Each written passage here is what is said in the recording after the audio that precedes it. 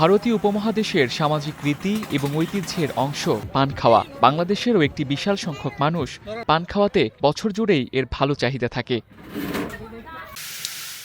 দেশে পান উৎপাদনে অন্যতম রাজবাড়ী জেলা। এই জেলায় সাঁচি ও মিষ্টি এ দুই জাতেরই পান চাষ হয়।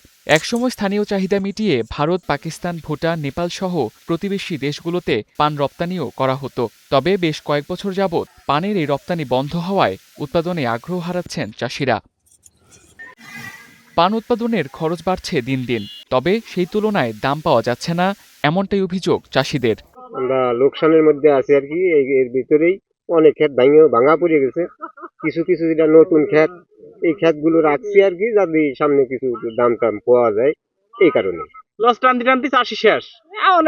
যেভাবে যাই হোক কম বেশি কেউ ভাঙিয়ে ফেলতেছে, কেউ রাখতেছে। পান যদি এই জিনিসটা যদি বাইরে রপ্তানি হতো তাহলে দেখা যেত যে আমাদের একটু কোনো রকম বাঁচার কোনো আশঙ্কা থাকতো।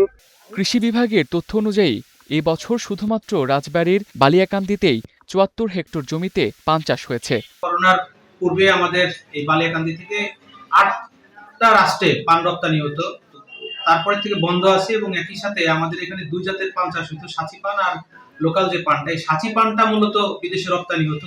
লোকসান ঠেকাতে সরকারকে যথাযথ ব্যবস্থা নেয়ার দাবি এই অঞ্চলের পান চাষিদের। Tamsid Ahmed, star news.